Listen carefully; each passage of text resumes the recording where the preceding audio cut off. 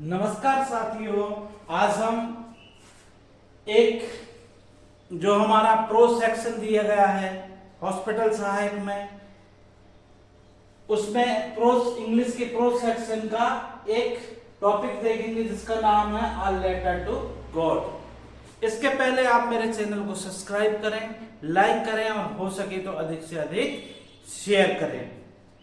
यह आपका जो प्रो सेक्शन है उसमें दिया गया है the letter to God. First flight करके दिया है, उसके बाद प्रोस एंड पोएट्री लिखा है, उसमें है ये लेटर टू गॉड।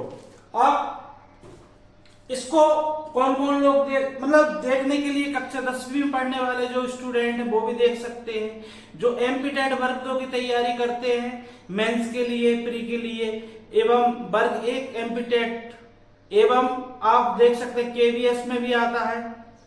तो जितने प्रकार के इंग्लिश के एग्जाम होते हैं जिसमें यह फर्स्ट फ्लाइट में से यह लेटर टू गॉड यह टॉपिक है वो सभी लोग देख सकते हैं। चलिए एक सरल सी भाषा में इसको हम समझने का प्रयास करते हैं। यह मैं स्टोरी बता रहा हूं और इसके डिटेल से स्टोरी बताऊंगा मैं आपको, आप समझने का प्रयास कीजिए। A letter to God इस स्टोरी को लिखा है जी.एल. फ्रिंस ने लिखा है। इसमें होता क्या है, इसमें एक आउटलुक दे दूं मैं आपको कि भाई एक किसान है, एक क्या है किसान जो क्या करता है, खेती करता है और उसको बड़ी उम्मीद होती है कि मेरी फसल बहुत अच्छी आएगी, लेकिन कुछ सर्कमस्टांस ऐसे बनते हैं कि उसकी फसल अच्छी नहीं आती है। फिर भी वह अपने गॉड पर, अपने भगवान पर इतना फेथ रखता है कि ठीक है मेरी फसल तो डिस्ट्रॉय हो चुकी है, लेकिन मेरे गॉड एक साल भर के लिए जब तक अगली फसल पक नहीं जाएगी, जब तक अगली फसल में पका नहीं सकता, जब तक के लिए मेरे गॉड मेरी हेल्प करेंगे। इसी के बीच में यह कहानी बुनी गई है। तो देखते हैं एक एक करके क्या है। एक माउंटेन वैली है, जो वैली है देखिए, यहां से एक रिवर बह रही है, जो रिवर बह रही है देख रहे हैं ना, जो रिवर बह रही है। यहां पर हमारे जो लेंचो नामक किसान है, किसान का नाम क्या है, लेंचो। क्या नाम है, लेंचो। उसका हाउस है, क्या है, लेंचो का हाउस है, ठीक है। अब होता क्या, हाउस है, यहां पर उसके जो कॉर्न फील्ड है, क्या है, कॉर्न फील्ड। कॉर्न फील्ड मतलब मक्के के खेत हैं, कॉर्न के खेत हैं, जिसमें क्या होता है कि जो फसल है फूल आ चुके हैं, कुछ फलियां जो उसके भुंटे रहते हैं, आप जानते हैं कौन जैसे निकलते हैं, वो निकल चुके हैं। बस फसल को अब एक अंतिम पानी मिल जाए जिससे फसल क्या है, बिल्कुल पक के बहुत अच्छे से तैयार हो जाए, वो वाली सिचुएशन है। तो हमारा जो लेंचो है, लेंचो क्या करता है, इसके पहले मैं आपको बता दूं, यह वैली है और इसके पृष्ठ के जो लो एरिया है वहां पर इसका घर है और इसके कॉर्न के फील्ड मतलब खेत हैं। क्या है, कॉर्न के खेत हैं, कॉर्न फील्ड है, ठीक है। इतना समझ में आया आपको। अब आप देखिएगा हमारा लेंचो क्या कर रहा है अपने घर में, see the sky toward the north east. वो अपने घर में बैठे बैठे कहां देख रहा है, नॉर्थ ईस्ट की ओर देख रहा है। कौन देख रहा है, लेंचो देख रहा है। कौन देख रहा है, लेंचो देख रहा है। किस दिशा में देख रहा है, यह क्वेश्चन आपको ऑब्जेक्टिव टाइप में मिलेगा। कौन सी दिशा थी वो, नॉर्थ ईस्ट, ठीक है। अच्छा, एक क्वेश्चन ये भी सकता है कि भाई वो क्या देख रहा, तो ह्यूज माउंटेन क्लाउड, क्या देख रहा है, ह्यूज बड़े बड़े ह्यूज यानी बड़े, माउंटेन क्लाउड यानी पहाड़ों के जैसे, कंपैरिजन किया गया है ना, पहाड़ों के जैसे बड़े बड़े क्लाउड को देख रहा, क्लाउड यानी बादलों को देख रहा है। क्यों देख रहा है? जिससे उसको ऐसा लग रहा है कि निश्चित ही आज बारिश होगी, और बारिश होगी तो मेरी फसल बहुत अच्छी पैदा होगी। ठीक है, आगे देखते हैं। अब क्या होता है? The smaller ones were playing near, the smaller once the playing near, house के किनारे स्मॉलर वंस है।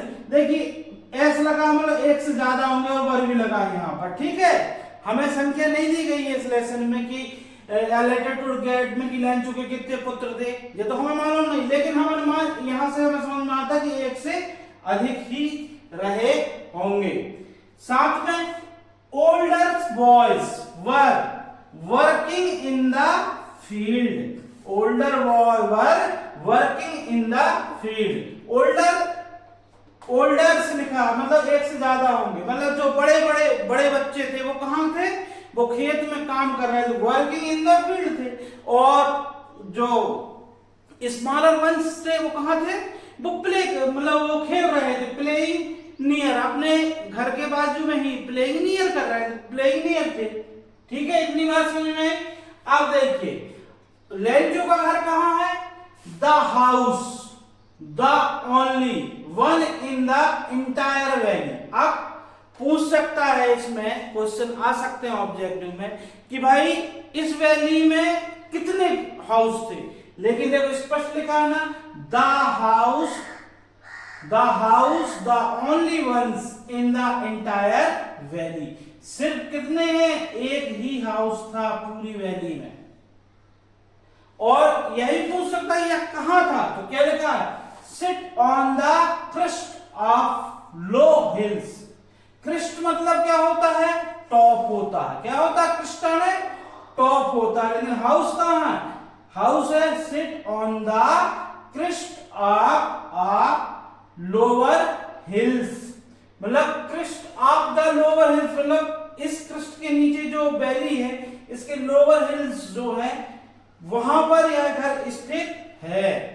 ठीक है, धीरे धीरे करके इस कहानी को हम इसी प्रकार समझने का प्रयास करेंगे, आगे बढ़ाते हैं। अब इसके बाद देखिएगा आगे होता क्या है।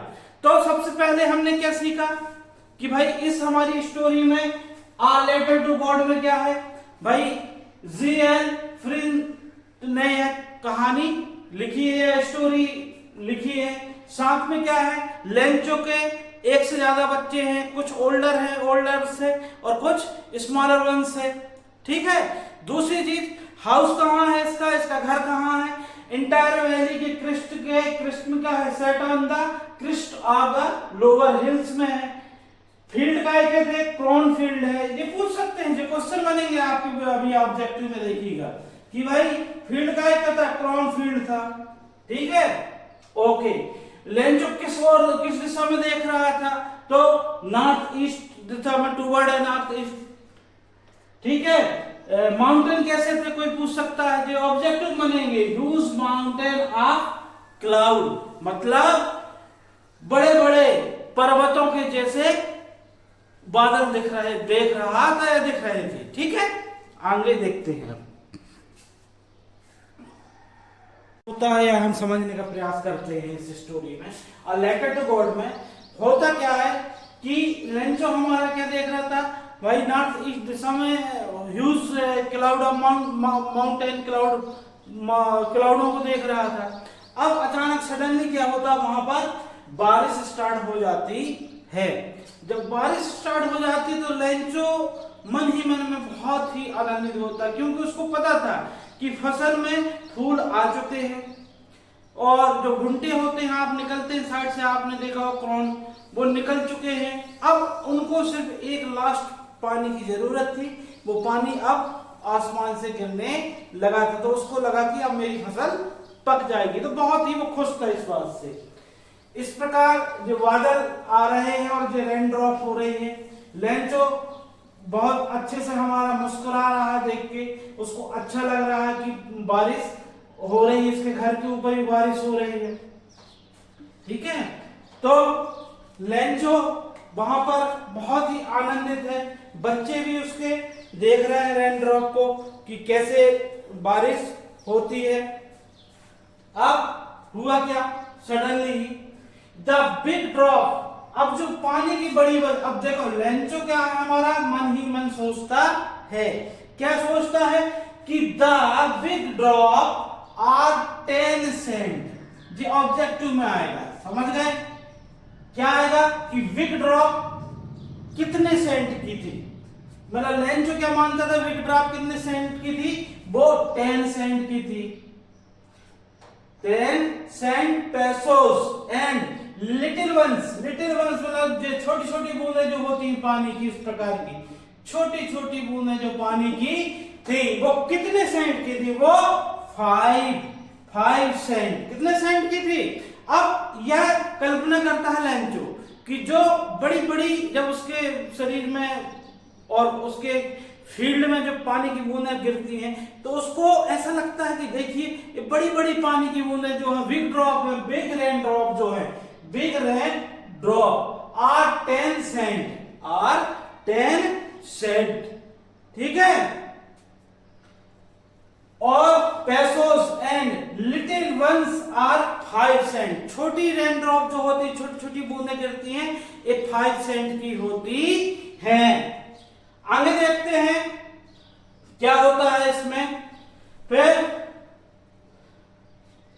कार्टन्स ऑफ रेन, अचानक मतलब बारिश इतनी होने लगती है कि उसके लेंचो कहाँ है, अभी अपने घर में है, कहाँ है लेंचो, अपने घर में है, और वो अपने खेतों को देख रहा है, बारिश घर में भी हो रही, खेतों में भी हो रही, लेकिन उसको अचानक ऐसा लगता है कि जैसे इतनी तेज बारिश होने लगती है कि जैसे पर्दे होते हैं, कर्टन होते हैं, उस प्रकार बारिश का एक कर्टन ऑफ रेन मतलब पर्दे जैसा लगने लगा उसके खेत मतलब बारिश के कारण से पर्दे से बाहर नहीं दिखाई देते, ऐसे उस बारिश के कारण खेत भी उसकी फील्ड दिखाई नहीं दे रही है।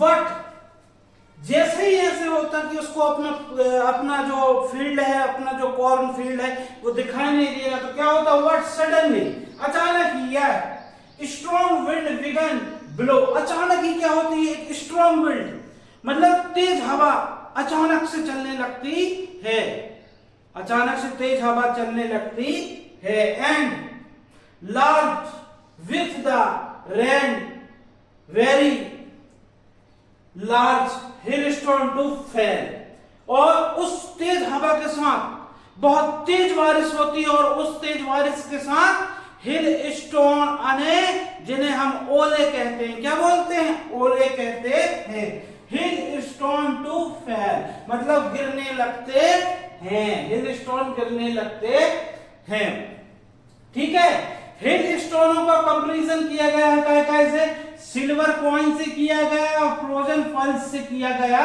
है, और बच्चे क्या है जो घर में थे, जो यंगर वन थे, वो क्या करते हैं, उन हिल स्टोनों को जब एकदम से बारिश रुकती है तो दौड़कर कलेक्ट करते हैं, तो उनके लिए तो वो सिल्वर कॉइन फ्रोजन फल्स के बराबर है, ठीक है।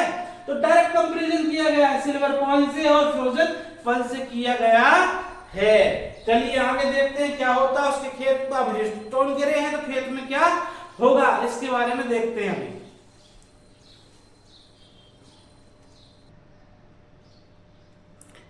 चलिए अब आगे क्या होता है देखते हैं। अब लेंचो देख रहा था कि भाई उसके खेत में हिल स्टोन गिर चुके हैं, ठीक है, तो वो देखता है कि the field was white, yes the covered with salt, तो यहां उसने अपने खेत को जब देख रहा है, अपने फील्ड को देख रहा है, तो इतने ओले गिरे हैं कि उसको ऐसा लग रहा है जैसे कोई फील्ड होता है, खेत होता है, जो नमक का खेत होता है उसकी तरह वो दिख रहे हैं, ठीक है। अब अगला हम देखते हैं अब होता क्या है कि लेंचो यह देखकर सैड हो जाता, बहुत दुखी हो जाता है, क्या हो जाता, दुखी हो जाता है, देखता है कि उसकी फसल में देखिए फसल तो बिल्कुल नीचे गिर गई है, देख रहे हैं ना, नीचे गिर गई फसल उसकी पूरी डिस्ट्रॉय हो चुकी है। इससे वो सैड होता था। क्यों सैड होता है? क्योंकि यही फसल उसके जीवन जीने के लिए, एक साल भर उसके जो जीवन जिएगा, जिसको अपना खर्चा मेंटेन करेगा, अपने लड़के बच्चों को पालेगा, उसके लिए जरूरी थी। लेकिन वो फसल उसकी पूरी कैसी हो चुकी? डिस्ट्रॉय हो चुकी है। और लेंचो हमारा देखिए अब खेत के मिडिल में खड़े होकर अपने पुत्रों से, मतलब उसके जो एल्डर्स वंस थे, वो कहां थे? फील्ड में थे। उनसे कहता middle of the field and said to his son, कहता है या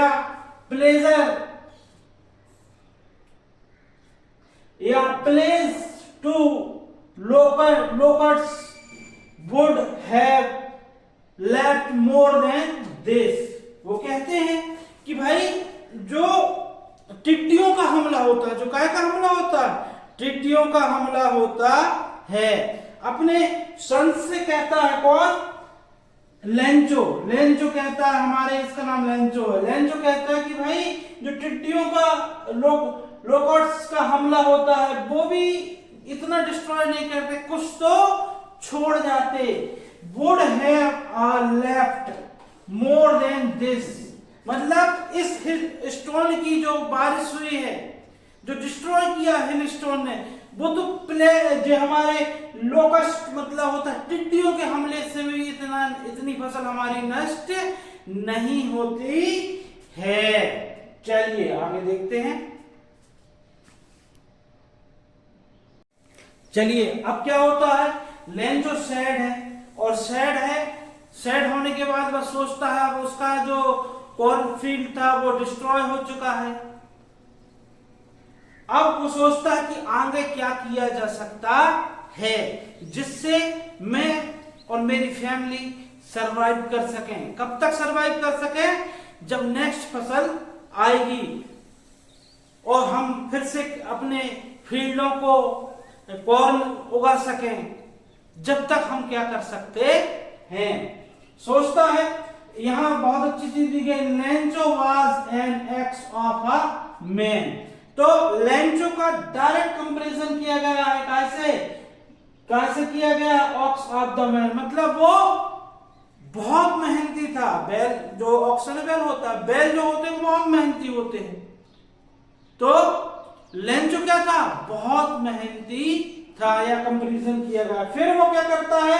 less a letter to God, nothing less a letter to God. वो अपने भगवान को, it was a nothing less a letter to God, वो गॉड को लेटर लिखता है। और उस लेटर में क्या लिखता है जी? बहुत महत्वपूर्ण बात है। I need 100 pesos, I need 100 peso. कितने पैसे चाहिए? 100। कितने चाहिए? 100 पैसों उसको चाहिए थे। आप ध्यान रखना, ऑब्जेक्टिव में आएगा जी, 100 पैसों उसको चाहिए थे। 1 ईयर सरवाइव करने के लिए 100 पैसों को उसको जरूरत थी। चलिए ठीक, ओके। लेंचो के कॉर्नफील्ड से निकल के सिटी की ओर आ रही है, सिटी की ओर आती है, जहां पर एक पोस्ट ऑफिस है, एक मेल बॉक्स है, और हमारा लेंचो है वो यहां आकर लेटर लिखता है, और उस लेटर में एक स्टैम्प लगाता है और ऊपर एड्रेस लिखता है टू गॉड। यह लेटर कहां जाएगा? गॉड के पास जाएगा। और मेल बॉक्स में, जो मेल बॉक्स है लाल रंग का होता, आपने देखा होगा, इस मेल बॉक्स में इस लेटर को ड्रॉप कर देता है। अब यह लेटर हमारा जब पोस्टमैन जाएगा, वहां से मेल बॉक्स से लेटर निकालेगा, उस लेटर को लेकर कहां आता? अपने पोस्ट ऑफिस में आ जाता है। और जैसे ही हमारा पोस्टमैन उस लेटर को लेकर कहां आ गया? पोस्ट ऑफिस में आ गया, तो वो उस लेटर के ऊपर लिखा एड्रेस क्या देखता है? To God. क्या देखता है? टू गॉड देखता है। और लॉफिंग हैवली मतलब जम जम से हंसने लगता है। और उस लेटर को लेटर टू गॉड, अपने इस लेटर को किसको दिखाता है? पोस्ट मास्टर को दिखाता है। पोस्टमैन किसको दिखाया? पोस्ट मास्टर को दिखाया। और पोस्ट मास्टर भी लेटर को देखकर पहले क्या होते हैं? वो भी हंसने लगते हैं, लॉफिंग करने लगते। But also immediately he return serious and trumpet the later on his desk, committed with faith. I wish I had the faith of the man who wrote this letter. उनको लगता है, देखिए पहले पोस्टमैन क्या post master भी हंसते हैं, लेकिन सडनली उनकी हंसी गायब हो जाती है और वो सोचते हैं कि काश मेरे पास भी, काश आई हैड, मेरे पास भी, आई had faith on the man, काश मेरे पास भी इस मैन की तरह फेथ होता। ठीक है, विथ फेथ, फेथ होता। Who wrote the letter, जो भगवान को लेटर लिखा है। Starting up a corresponding with God, वाह। पोस्टमास्टर अब सोचते हैं कि इस व्यक्ति का जो फेथ है, जो विश्वास है, इसको हम टूटने नहीं देंगे। इस पत्र का तो जवाब दिया जाएगा, इस पत्र का तो जवाब दिया जाएगा।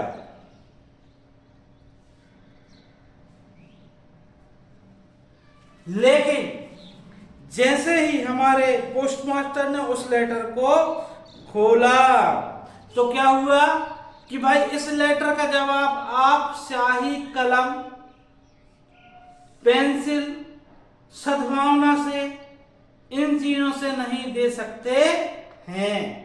इस लेटर का जवाब ऐसे आप नहीं दे सकते हैं। उन्होंने देखा कि क्या हुआ था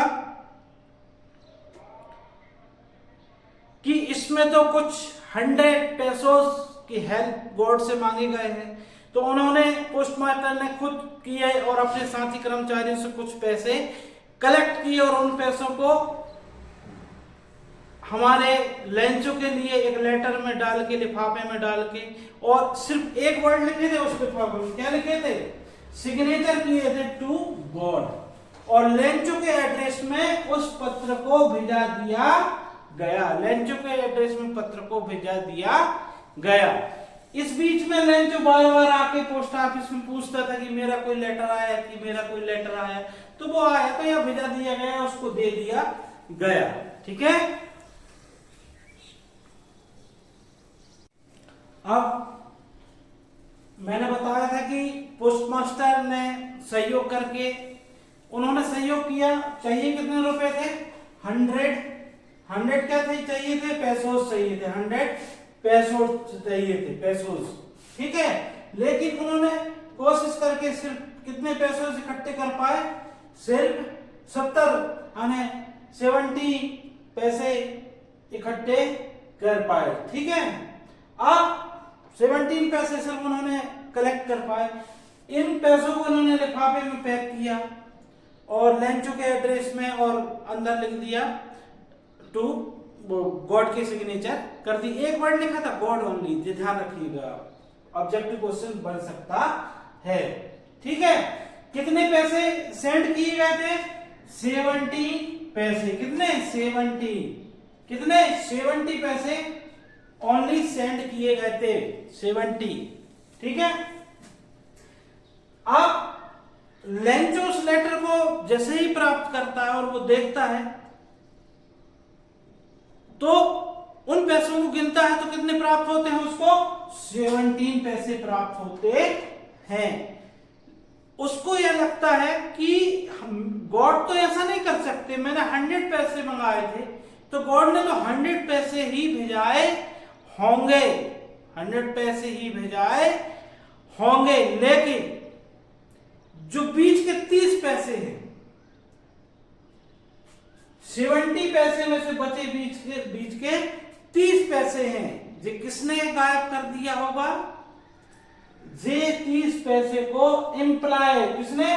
the post office employers are a once of crook लेंसो, जे लोग हैं जो इस पैसे को गायब कर दिए। कितने? 30 पैसे को। और ए वंस ऑफ क्रू है, मतलब धोखेबाजों या बदमाशों का झुंड है। यह Lencho a letter to God, यह आपकी जो स्टोरी थी एक शॉर्ट वे में मैंने यहां समअप किया शॉर्ट वे में, या कहानी को मैंने समअप किया है। आप इसको 1-2 बार देखेंगे और इसके बाद हम ऑब्जेक्टिव क्वेश्चन इसके कर लेंगे। तो जितने भी क्वेश्चन यदि इस स्टोरी से आते हैं आपकी परीक्षा में, चाहे वो हॉस्पिटल सहायक है या वर्ग 2 इंग्लिश, वर्ग 1 इंग्लिश, या अन्य इंग्लिश के टीचिंग के एग्जाम में या किसी अदर एग्जाम में या लेटर टू गॉड से क्वेश्चन पूछे जाते हैं, इस सब में आपकी हेल्प करेगी। जितनी अच्छे तरीके से बन सकता था मैंने बताने का प्रयास किया है। आप मेरे चैनल को सब्सक्राइब करें, लाइक करें, हो सके तो अधिक से अधिक शेयर करें। Thank you.